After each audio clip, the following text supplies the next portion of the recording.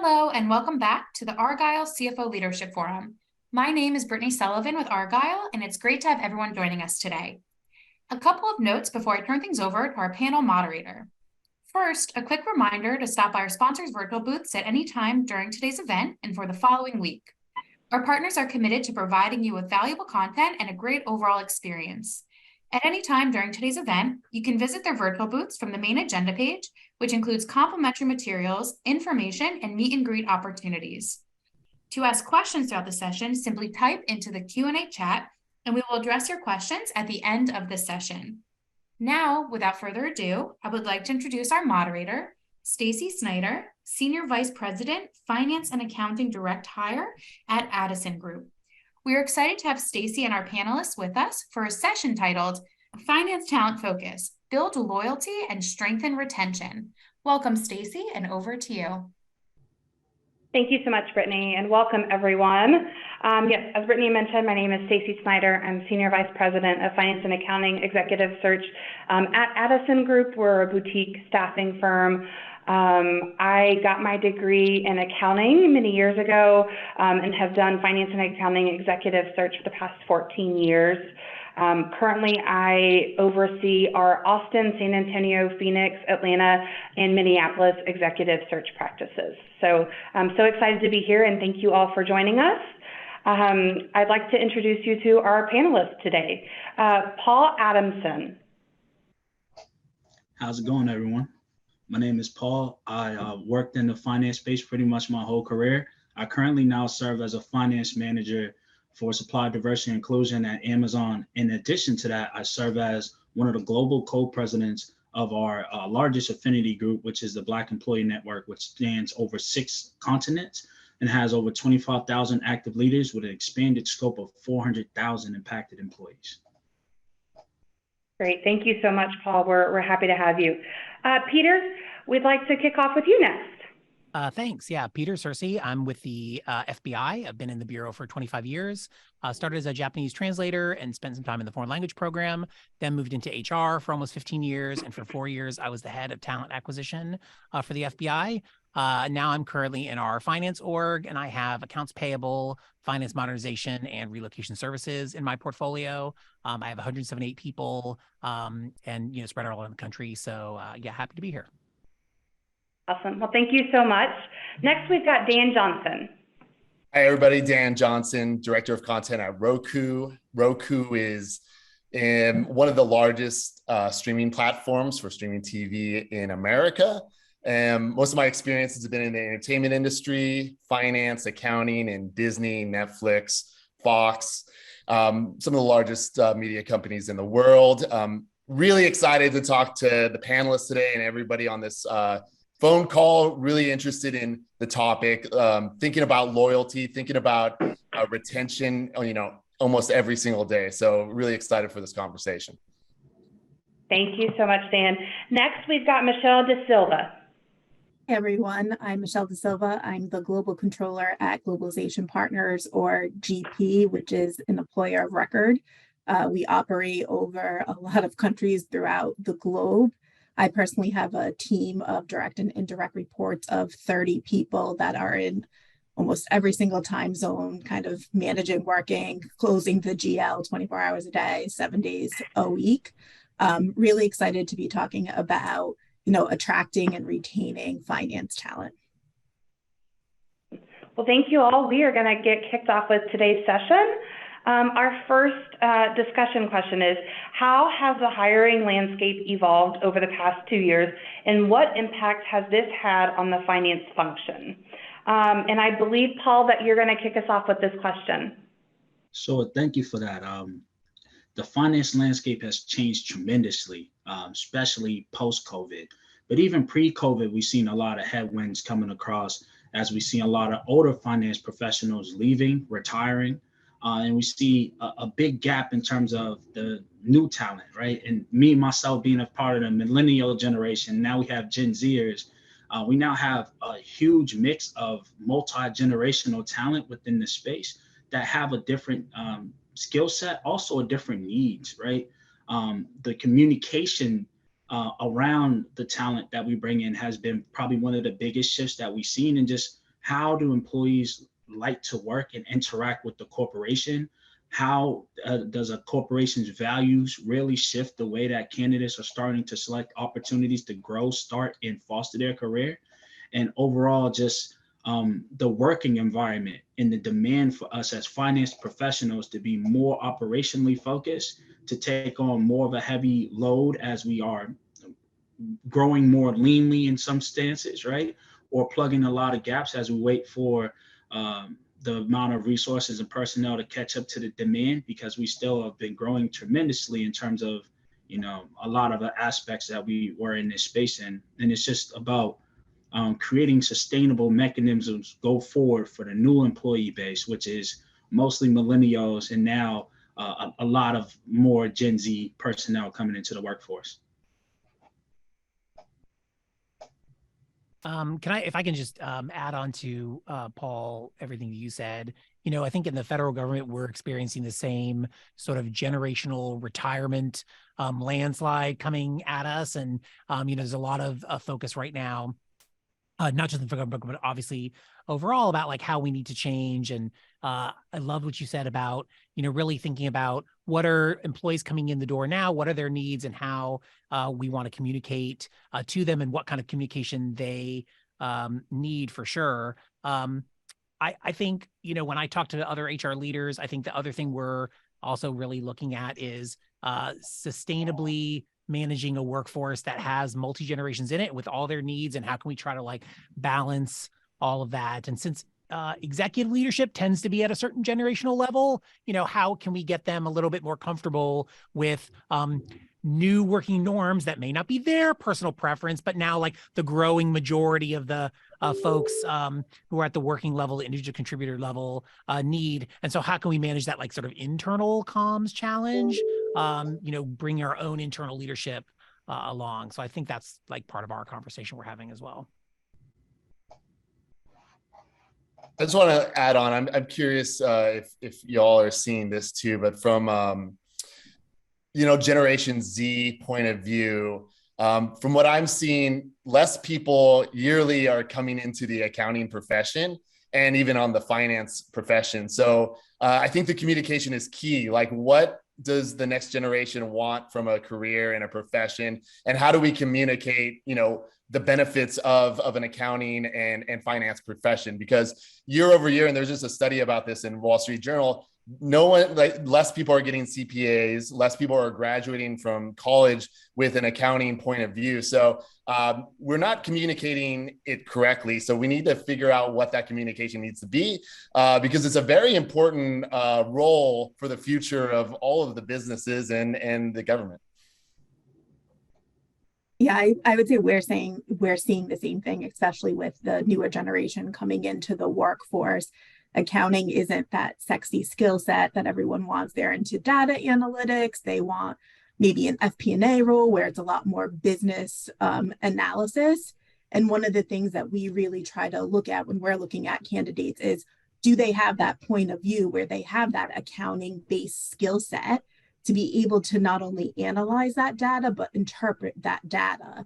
And really trying to get that message out has been really difficult, because no one wants that accounting degree. They want that business intelligence kind of title. And how do we manage the expectation saying there's this base knowledge that will get you these roles, and you will be much more effective and probably much more successful with that base knowledge.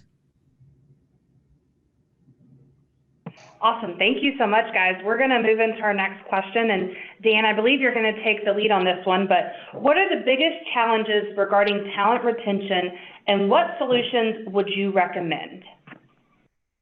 Yeah, no, this is a great question. I'm sure everyone will jump in on this one too, but it's a unique time, especially with COVID. I think, retention has some interesting things going on. I think a lot of people want more flexibility. The pandemic has created a lot of burnout from what I see from the employees that I work with, and burnout including, not being able to kind of go home and escape work. Now people's work-life balance includes their home life, and some of that creates burnout. I think expectations of parents and caretakers have have kind of made it more difficult to work in those professions as well. And so we need to be considerate from a finance and accounting org to think about flexibility for those types of roles, or those types of people that need to work. And I think also people are moving from high cost areas to low cost areas. So again, we need to think about flexibility of where people work, because I think people want different sorts of lives than they had in the past, where it was traditionally kind of working at a stable office on an ongoing basis. But a lot of this stuff, can be dealt with by, having a plan. I think where accounting managers can kind of come into the solutions is having a structured plan for managing employees, developing a culture, developing a flexible culture that includes everyone, a very inclusive culture. Because if an employee feels like they're heard and they're empowered and they're learning and being developed, they rarely leave those jobs. Obviously we need to pay market rates, and, inflation is a concern. So we need to make sure that we're keeping up with those market rates. But I really challenge all managers to really spend a lot of time on a weekly basis thinking about the structure of their team, thinking about how to develop their team, the individual needs of the individual players on their team. Because I think a lot of times, we get caught up in the day-to-day work and getting the function done when, most of your time should be thinking about how to give autonomy to your team and empower them to make the decisions. And so really building that culture is really number one in my mind about keeping retention. And beyond that, I think perks are good, but I think they're somewhat overrated. I really focus on salaries, making sure that it's market-based comp, and giving people good roles with a lot of development and a lot of feedback and things like that. If I could add something to what Dan said, he said a very important piece there, which was like creating a culture, right? And how do you go about creating that culture is like something I just wanted to touch base on. Then it's really about being intentional to getting to know the employee, right? Treating them as though you would treat your client, really understanding their goals and their needs and objectives, and creating fun engagements, right? The workplace isn't fun anymore, right? And it's plain and simple. It's obvious to see. How do you go about creating fun engagement? Simply use data, solicit surveys, actually see what they want to do, and then leverage your HR teams, your PXT teams, or your DEI teams of that nature at your companies, and use your external partnerships to bring those two together in a service module that actually empowers your employees, right? So, we'll send our recruiting teams out to the conferences, but we'll have employees who are in our company who would probably love to learn about those roles that we're offering externally. We never look inside for the answers. And that's why I heavily champion ERGs, or employee resource groups, as a means to actually help galvanize the base so they can bubble up these consensuses for you, as well as help you drive the activations and making it more personal. Once you create more of those environments and engagements, you'll have more of a sticky environment, which will help you elevate the importance of your compensation packages, which Dan mentioned, and those professional development services. Because in this marketplace, especially with the lack of a talent pool, they can get the compensation anywhere, right? It's, do they want to get it from you? And the key question is, why would they stay? And they stay because of the culture, not because of a lot of these things that they can go into a bidding war if they have the talent to go solicit those funds. Yeah, Paul, you mentioned something great about surveying your talent pool and surveying your team. I think one of the big things is you can be surveyed to death. So when you're surveying, making sure that you're sharing the results, but also sharing the action items that are coming from those. We heard you and we're doing this. We heard you and we're implementing this and we're changing this. I think that's really important to build a sense of community and really empower your teams to make sure that they're being heard. And not only are they heard, that it's action items being taken on their behalf.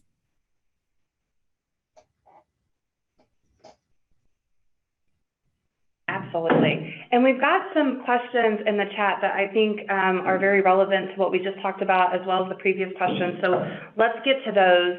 So the first one is, where do you see Gen Z issues with the way things function? And then they're saying that they'll be blunt, but they have a lot of demands that aren't realistic. And how are you handling those? Can I take that one for a second? Because I definitely, we've all been in a bunch of webinars. We definitely, struggle with this, I think. But I think we get caught up in the ask versus the need.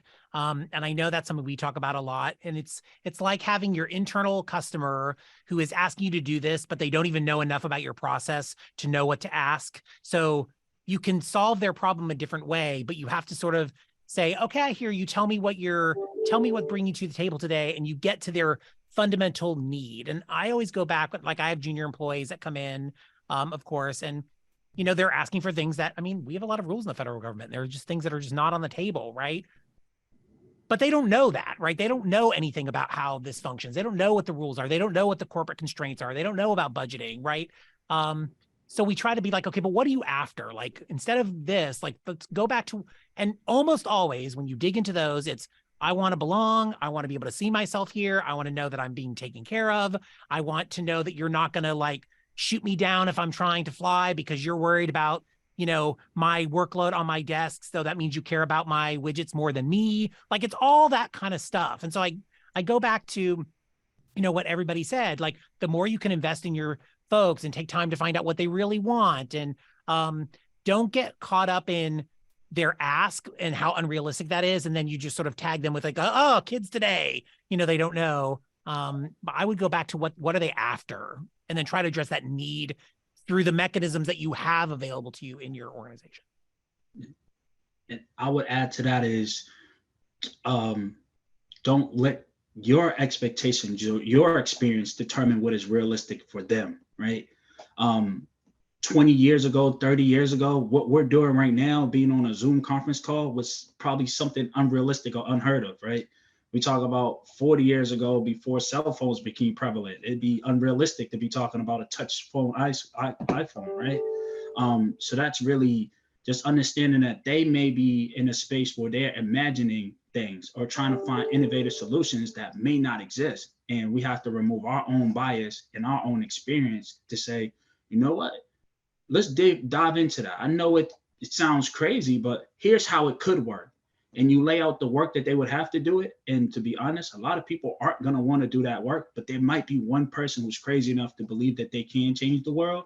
And if you can give them a roadmap to success and they execute on it, you'll be even more of a better manager. And that person is going to be even more grateful, even more of a galvanizing point to have other employees bought into the system. So there's so many crazy ideas, and literally I'm working for a company that's built on crazy ideas that aren't realistic, that aren't within the reasonable realm of expectation, but came across because someone had a vision and they just need the right people to help them empower to get there. Now, it doesn't mean you have to do it. It just means just guide them through, like Peter is saying, understanding the need and just saying, like, theoretically, if you were to do this, these are all the things that you need to go over, right? Absolutely. And we're going to go ahead and answer this one as well, because I think it just flows nicely. But do you guys see any challenges between Gen Z's mode of communication and that of the more mature individuals in the workforce? And how do you approach that? I tell the tenured people they have to adapt because the future is behind them. And I will be fine with my next supervisor, Gen Z or Millennial Master, because I know how to communicate, but they need to get on the stick, to be blunt. For me, it's about meeting in the middle, right? So the older generation has the experience. The younger generation has the energy, right? They have the innovation. So it's about finding ways that you can find cultural points that tie together and then just embracing it. So whether it be on your Slack channels, like lean into the memes, right? Lean into the emojis, lean into that. Encourage them in even with the way that we talk about the cultural points, because nothing is new under the sun. Everything is a remake or a rehash. Like, talk about how the original was and what things you like about the remake in terms of the music or the movies or the culture, and just really start to be human around it. And then the biggest piece is just having a respect, right? Everyone at this point is a grown adult, whether they've been adult for 2 years, 3 years, or 30 years in the profession, right? It's just that everyone is here to contribute and someone has some value. So the innovation may outweigh the experience, or the experience may outweigh the innovation in some areas, but it's all about finding that niche where you can purpose both to be in harmony. Absolutely. Thank you so much. So we're going to move to our next question, which is, what role does skills-based hiring play in finding and interviewing new candidates for various roles? Are companies paying more attention to work experience over schooling? And Peter, I believe that you're going to take the charge on this one. Yeah, I love this question. I am the poster child for skills-based hiring. I was a Japanese translator, and then I was in HR, and now I'm running a quarter of the FBI's finance org, and I'm not a finance person.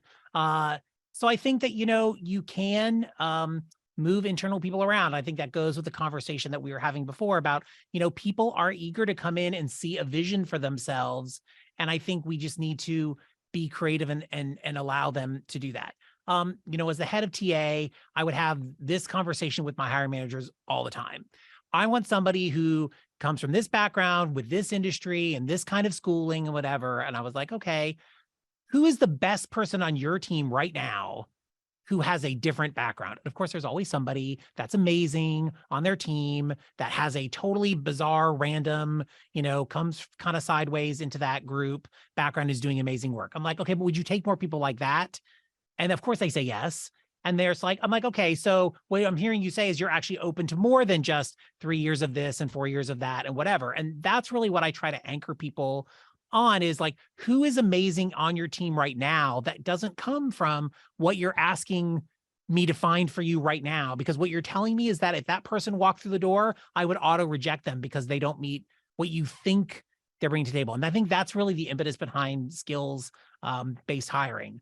I also want to make a pitch for, we're always talking about a talent shortage. There are a lot of people still trying to get into the workforce. And I would argue that skills-based hiring is really the way to think about bringing older employees back in, people who've been out of the workforce for whatever reason for a large number of times, people going back to work after staying home with their kids, people coming back to work after being laid off and going to grad school, trying to bring them back in new creative ways, neurodivergent people who may have struggled to find a place in the workforce. There's all these underserved parts of the workforce, and they're not going to be served well with like, but all I care about is like, did you go to this school and do you have 3 years in my industry of whatever?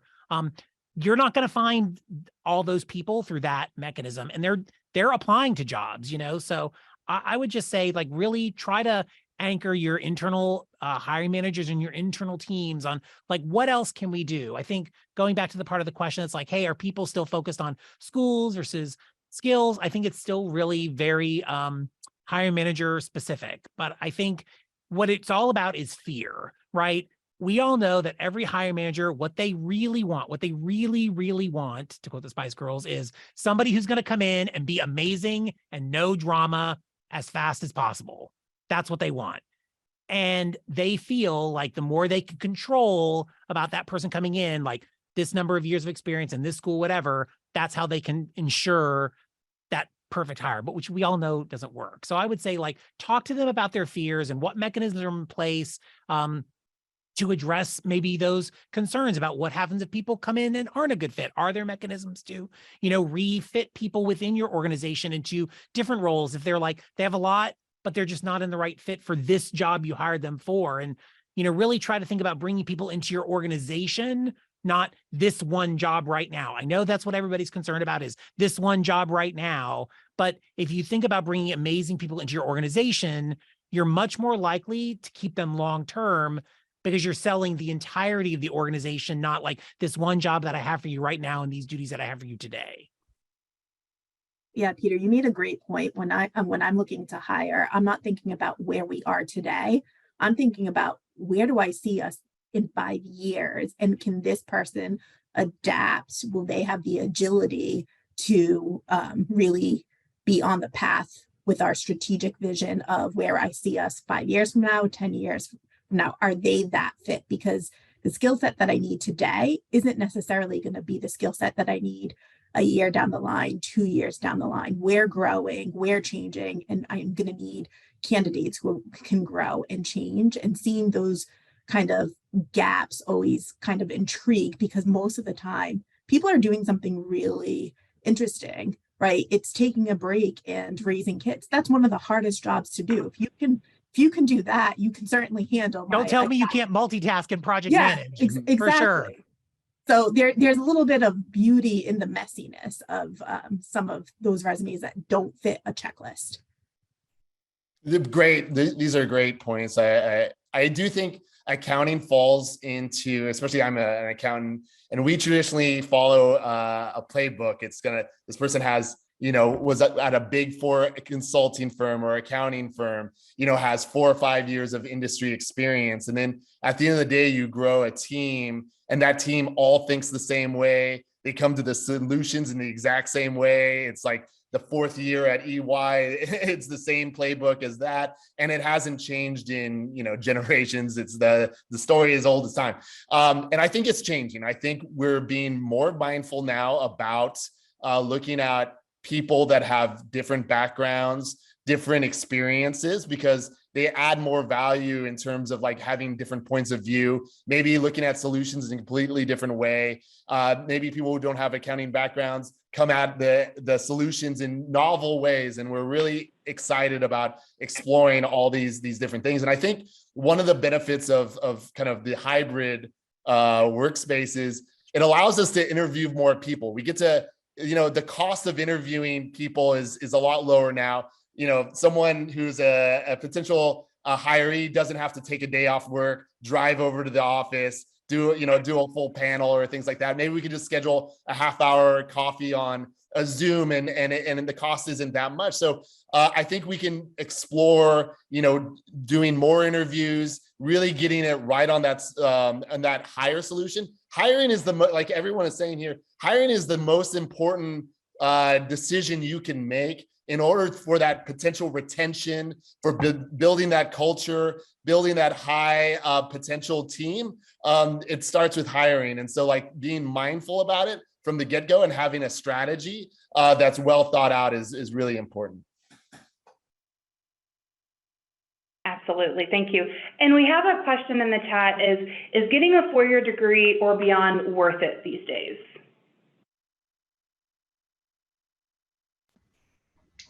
I would say it depends on what you're considering worth. And I would go to the age-old adage. It's not what you know, but who you know, and also who knows you, right?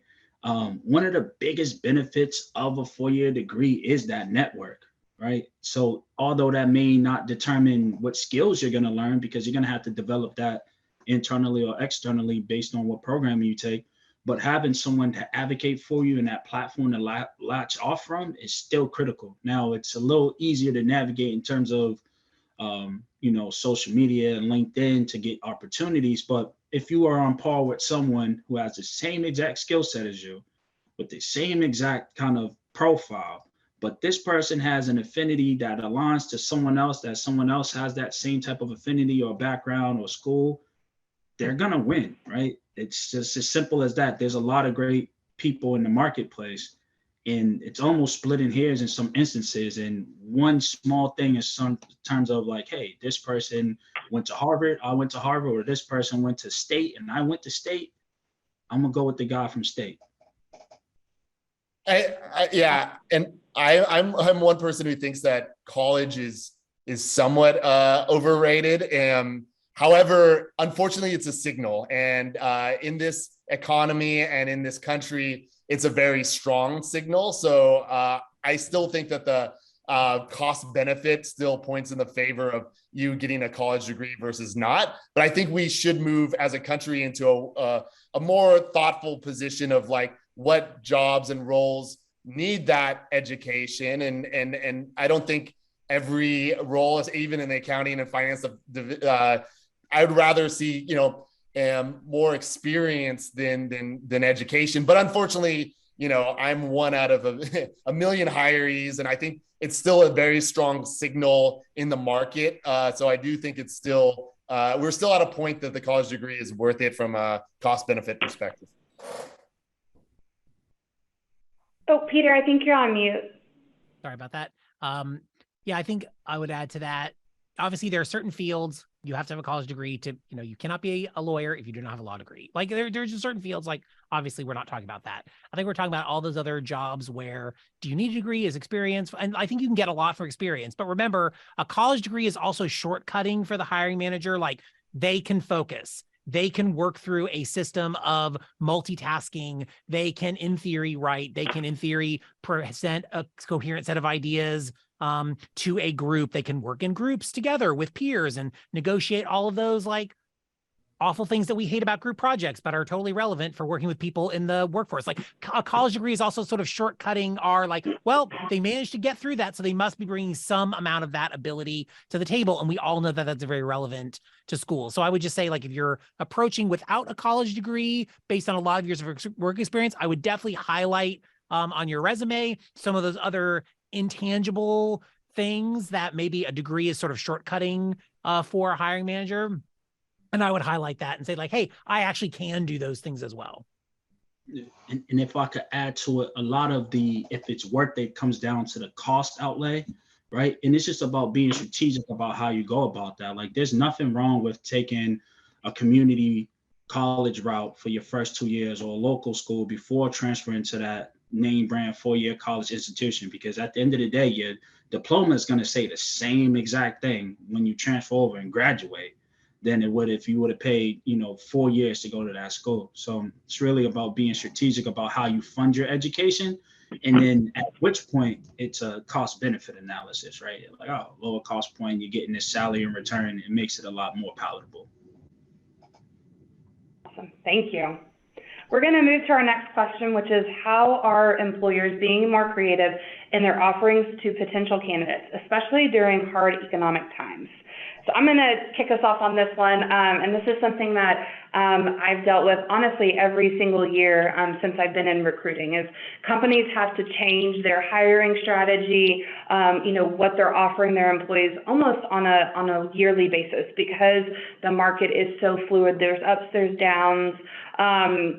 Some things I've seen over the past couple of years, yes, that whole remote / hybrid definitely, had COVID not hit, would we be in the same position that we are today as it relates to the hybrid / work remote? I don't think we would have, right? But now there are certain companies that it does work for. So that's one offering I'm definitely seeing.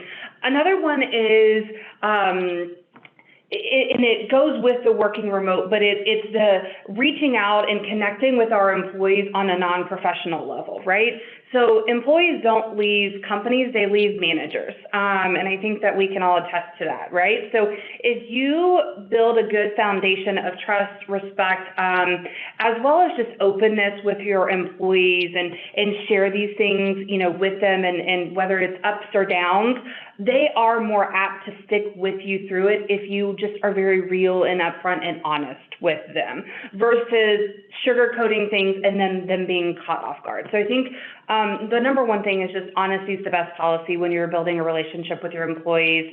The second thing is that, so I manage a team that, I've got 5 teams, but they're spread out across the country. And so what we do every single month is we kind of do a round table, right?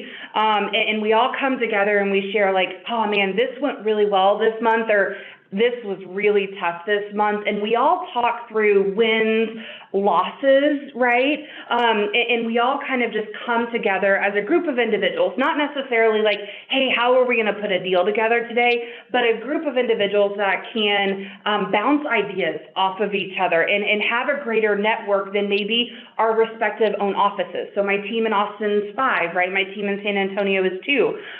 So then that team in San Antonio that's a little bit smaller, they feel more connected and not necessarily just like a 2-person team.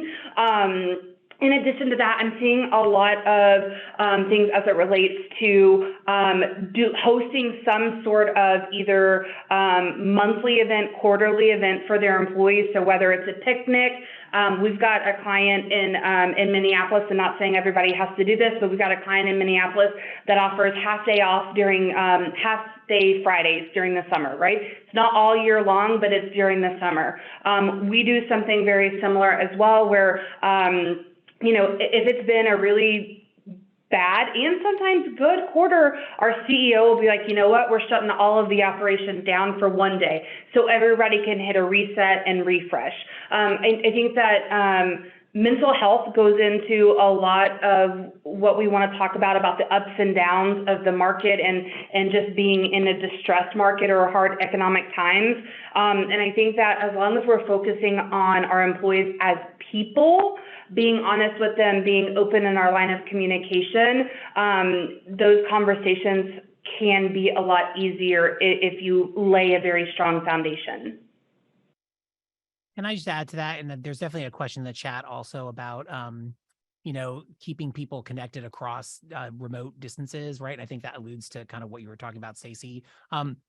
That's definitely something I face as well. And my part of our finance org, we're actually paired with our facilities org that builds new spaces all around the Bureau. We're sort of paired under the same exec VP. And so they're always talking about collision spaces in new buildings and like where like, oh, somebody from team A happens to run into somebody from team B and then ideas generate and germinate and we want to create collision space. Well, I mean, I'm never going to have a collision space for my people because like we're never going to be in the same place. And so I think when you have these remote teams, and I'm sure, you know, Michelle, you can relate to this as well based on your team, like you have to use structure and intent and schedule to replace the epiphany of the collision, right? So like my team knows once a month we're having a virtual all hands to talk about whatever we need to talk about. It doesn't even matter because once a month we are definitely going to get together.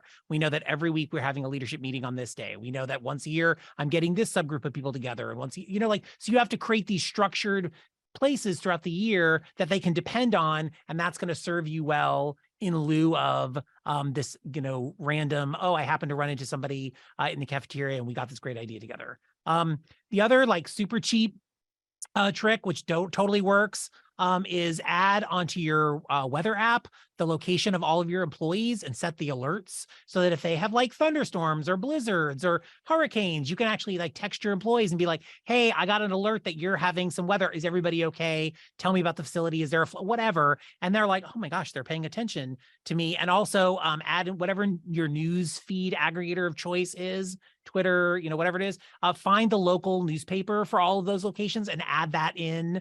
Or the English language newspaper of whatever overseas location in. So you're keeping track of what's going on in their area because that gives you something to talk about to your employee in Pocatello, Idaho, you know, where I have 20 people and I don't, you know, live there. But I at least follow their news so I can know what's going on with them. So those are like two cheap tricks. Yeah, I agree. I think it has to be structured, intentional, and thoughtful, right? It's very easy to default to your time zone for your team because you're the manager.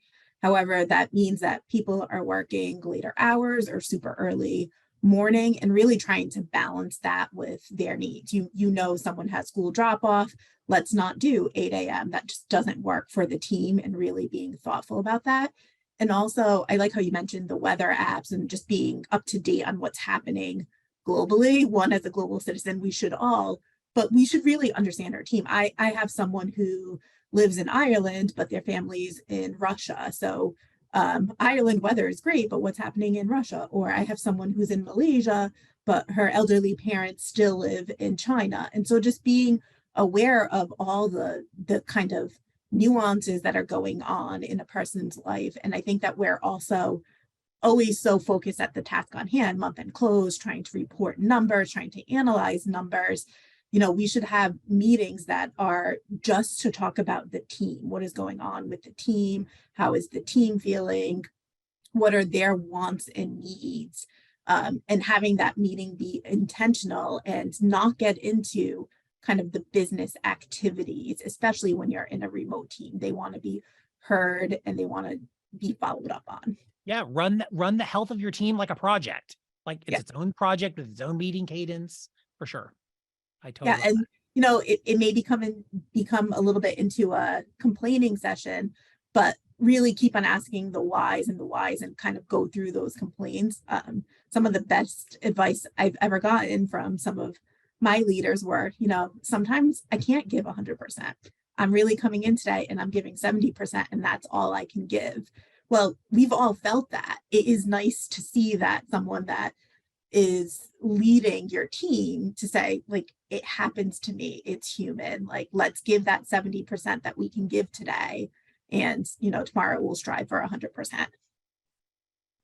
I love all of that. And I just want to double click on one thing. I do think it's so important, like you said, to be intentional and to make sure that you make the time to create this connection, because it's never going to happen on its own.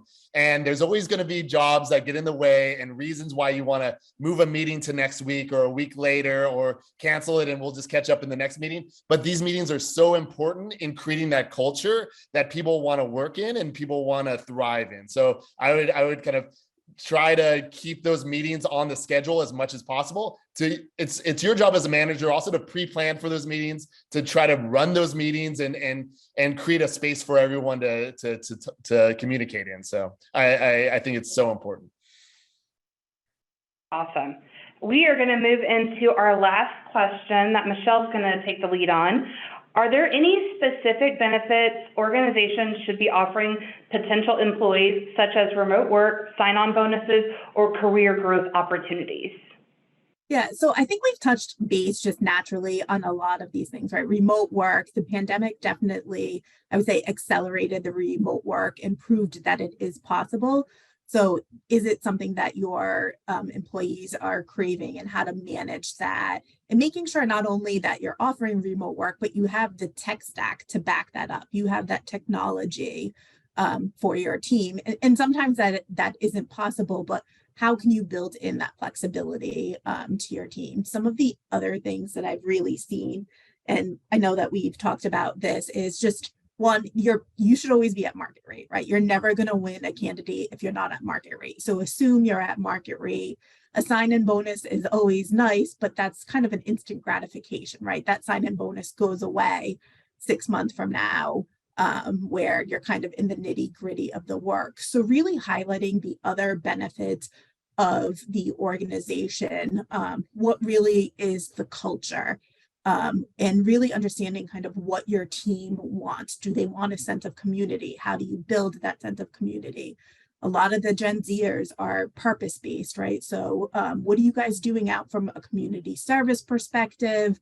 Is that what teams want? How can you help create that space and give the time for teams to actually give their time, right? That's really important. I think with the pandemic, time has become an even greater resource. One of the other things that we've personally done is a flexible time off policy, right? And really just having unlimited PTO and making sure that, one, that people are actually taking advantage of that and following up on your teams. Hey, this quarter you haven't taken any time off. You don't have any plans in the next 6-7 weeks. What are we doing? Are you feeling overwhelmed? Are you maybe trying to stack it up and take a 3-week vacation? And just making sure that that's really there. I think from a recruiting perspective, it's highlighting that, but also from a retention perspective, it's re-emphasizing everything that's available to your teams. And I think what we used to call intangibles have almost become tangible to everyone. So time off is very tangible. A sense of community is now way more tangible than it was 2 years ago. And so really being creative of that and being maybe cognizant of the just throwing flash words out there. We're a family. That sometimes can be a little bit of a red flag, saying we're a family. Hey, we've built this sense of community. We have these organizations that you can be a part of, that you can help lead. We have these community service programs set up that you can sign up for. Or if you are really close to an organization, maybe let's suggest, can we sponsor events for that organization, et cetera. I want to double click on one part. It's not related to hiring per se, but to retention. I think it's vacations and time off is extremely important. And I think it's extremely important for managers to also take vacation and time off. You're a reflection of your employees. Your employees are going to follow your example. I think it's important that you show them that it's okay to take that time off and to unplug during that time and relax during that time. Yeah, I totally agree, because I think it also shows that you trust them, right? Like, I trust you to handle the stuff when I'm gone. Like, when I go on leave, I'm like, hey, my phone is unplugged. Please call me if somebody dies, and please call me if the world blows up. Like, but aside from that, I believe in you. I know that you can handle it. I know that you got it. If you have a good team, then that's showing and investing trust in them. And if you're just checking your phone while you're on leave, what you're telling your people is like, you just don't trust that they can handle things while you're gone. So amen. Co-signed. Yeah, there's nothing worse than having your boss away for a week and then you have the midweek check-in like, hey, is everything okay? Well, if it wasn't, you would have heard from me, right? Like, trust me to handle it and trust me to know when I have to involve you. However, we shouldn't really be having to check in if someone has a week off.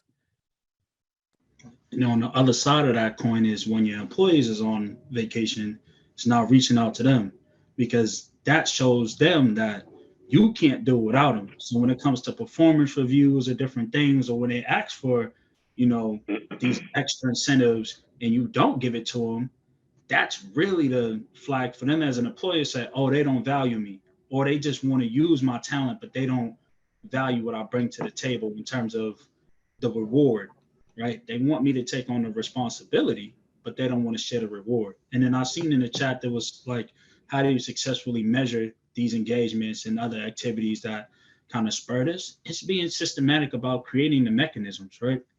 Aligning to your company values, aligning to the goals and objectives that you set up, whether it's a hiring goal for diverse talent, whether it is a retention or attrition metric that you're trying to hit, and then see what the baseline is. Since this pilot was engaged, this is what our numbers are at, here where they're at now, and align that to a strategic vision, and be able to have a strategy that is visible, shareable, and measurable so that everyone in the company can drive activations towards it, and then refine it. If things are working, how do we amplify and do more of these things? If things aren't working, how do we go back to the wheel and redo these things? And the biggest emphasis is like us as finance and accounting professionals, it's making sure that the people who are responsible for uplifting these programs, like the HR and our DI counterparts, are the ones who are coming up to do this work, and we're helping to support it and amplify it, right? Too many times, us as managers are wearing multiple hats. That it's great that we give this